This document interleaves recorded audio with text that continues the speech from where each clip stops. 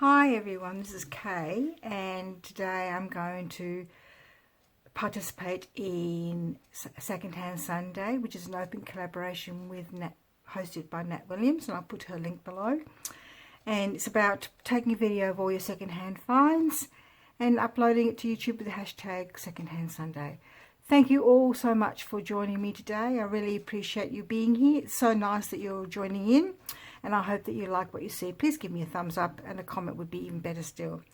So again today I'm sharing just books like I did last time, because I'm not finding a lot of other things. So this is a book called Rambling Round Roses, and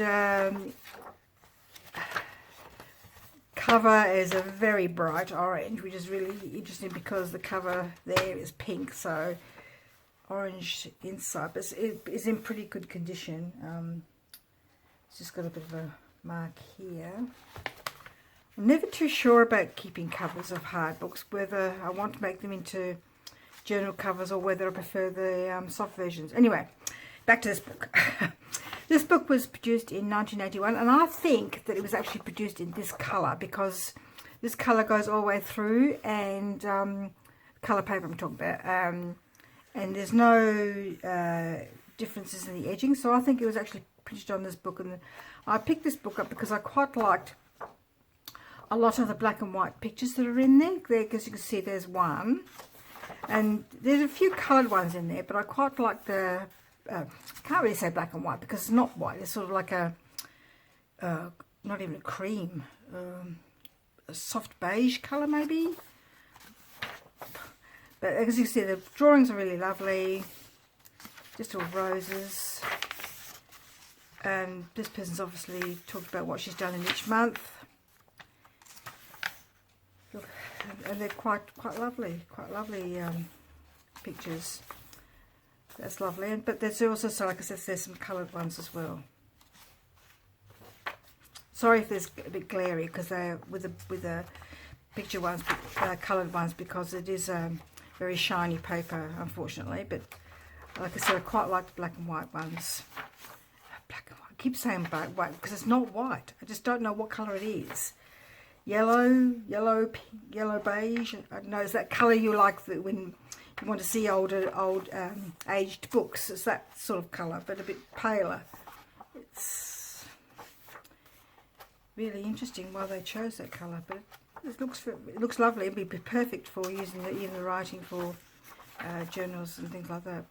But like I said, I just got the drawing for the drawings. I thought they'd be really good for journals. I seem to have picked up quite a few rose journals lately, and I'm not too sure what I'm going to do with them. But did I say journals? Rose books? I hope I said rose books. And yes, that was that one by Barbara Horn and Sheila Galbraith, which I thought was a pretty good book. Then, like I said, I think I might have been influenced by roses, because I picked this one up, Classic Roses, and a concise guide in colour. There doesn't seem to be an author's name on this one. This is here. These names are maybe Scandinavian names or Polish. I'm not conversant with that kind of like marks above the words. I know they do them in French words, but they're a bit different in French words. I know that's not French. Oh, it's 1971 Prague, so it must be Czechoslovakian people. Printed in Czechoslovakia. Well, if you'd looked, Kay, it would have been helpful. But when I picked it up, I thought, oh, just had a quick look like I usually do when I'm in an op shop. I don't spend ages looking through each book. I just pick up the book and have a flip through, so to sort of see what's in there. And the front of it wasn't producing very much, but then it started showing me these beautiful pictures of roses, and they're all matte, and they're not photographs. I think they're illustrated, like illustrated, yes. But and on the other side, just talks about the kind of roses. Look at that one, isn't that beautiful? Very pink and pink and what trying to think of here? Pink and white. That's better. I think that's better. What have I done here? Something wrong with my light here. There seems to be some light. Oh, I know what's happening. I'm getting light from outside. I have a window over the back here, and it's obviously reflecting from there. But like I said, all of them are a full page, perfect for journaling cards. Isn't that a beautiful colour, that one there? And they're just all just not shiny, matte. They were just perfect for, I think I might have to just do a garden book or a rose book, or maybe I should do a rose one, rose journal. Got enough roses, or flower journal. I don't know if I want to do spring. I've just got more roses than anything else, so maybe I should do a rose one. It's an unusual colour. Very unusual.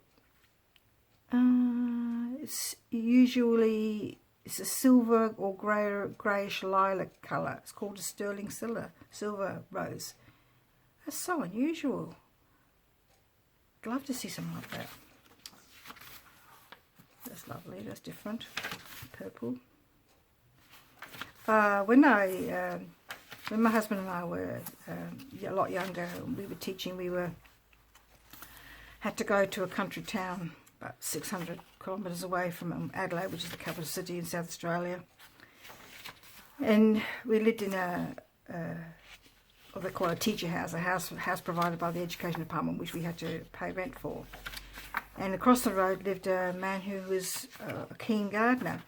And he actually grew a black rose, and he brought it into the staff room, and it was just, it kept for ages, and it was just, none of us could get over it. The colour was, none of us had ever seen anything like it. How he got it to grow that colour, he said he got it from a variety from somewhere, because he was such a keen gardener, and it was just beautiful. That was lovely, just the rose hips. So I thought that book was lovely, some beautiful roses in there. Then I picked up this book, and I sort of tend to sort of ignore the ones with the CDs in them, because I'm not really fond of the CDs, but I quite like the inside. It had mushrooms all over it. And the pictures are really lovely. Who's those? Shirley Barber. I think I've heard that name mentioned before by somebody in another YouTuber, Shirley Barber. But look at the drawings. And each one of them has got a frame around them, and the toadstools are quite lifelike.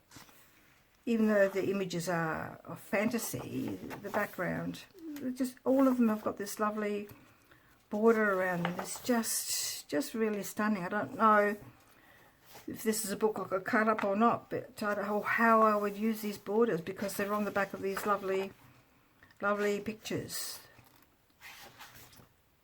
It's just stunning. And each of the backgrounds have got sort of elements to match the picture themselves. See, like that background was purple to match, purpley pink colour to match her outfit. And there's different kinds of stories, different stories. That's beautiful. That's a beautiful picture. The soft blues and the, I don't know, what colour would you call that? Deep pink? But it's got like sort of purple overtones. As if you would know. You know nothing about painting, but that's gorgeous too. I love that. But they just use the big pictures in something. I've just finished a fairy journal, I know, but I think I've got enough stuff I could make a different kind of fairy journal. But I just thought the pictures on that was just so beautiful. Really beautiful. It cost me $2. And this book was interesting because I saw it in one op shop. I went to this group of op shops. There's about 5 or 6 altogether in those sort of like big hair warehouse type things. Not massive warehouse, but they're sort of like built bigger than shops. And they're all together and I picked this book up and I thought, oh no. Put it back, picked it up again, looked at it again. I thought, oh, I don't know, not quite sure. I put it back. Then I went into the next op shop, and it was there again, and I thought I have to pick it up, because I'll show you why I was really hesitant about picking it up. I'm going to start at the back because that's where I found why I was a bit hesitant about getting it. It's because, I don't know if you can see, I don't know if, if I bring it up you can see, it's got these shadows, and it just looks a bit odd. Some of them look fine, but there are others that just, I don't know, I think the shadowing, sorry, there's a pair of scissors sticking in the way here. The shadowing seems to sort of, what's the word I'm looking for? Affected the look of it, and it just looks really odd. And that's why I picked it up and put it back and had a really good look at it and thought about it. And I thought, oh, I still could use them for decorative elements on a tag, or just using the whole lot for a tag. Because I saw somebody make some tags using a herb book, and they look really effective. So I think that's what I bought this book. So I've been looking at this book that this woman used on YouTube.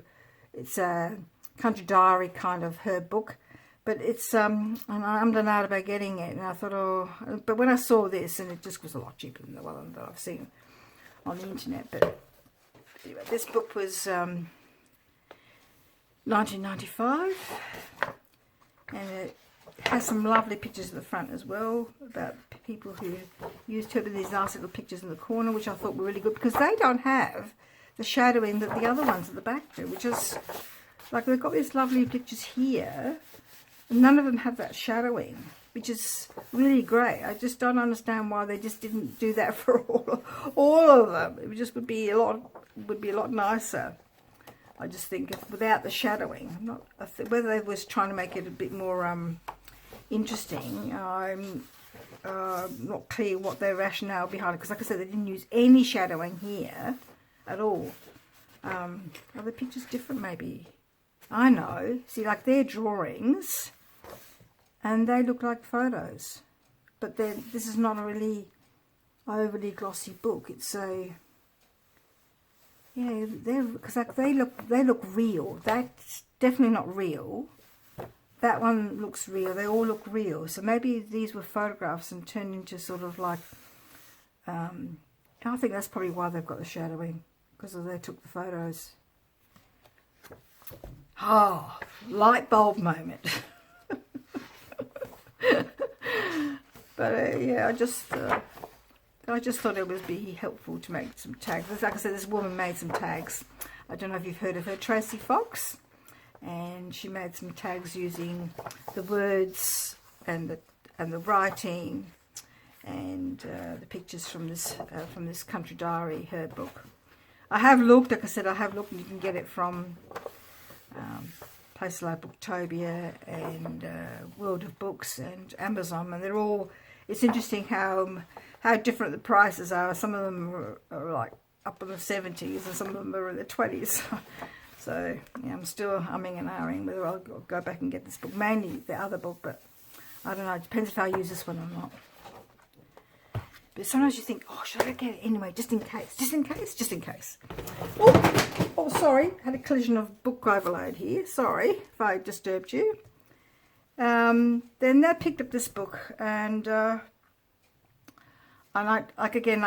usually just flick through, and I'm going to go to the back again because that's where I started.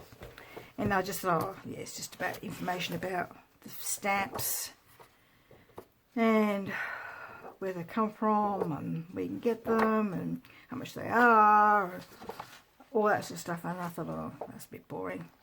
And I thought, oh, I'll just keep flicking through, and keep flicking through. And then I came across this. There are pages of stamps, and I think I'll fussy cut them. Yes, I know that they're on both sides and I have to sacrifice some of them, but I think I'm just gonna, they've all got a line through them to make them, I think,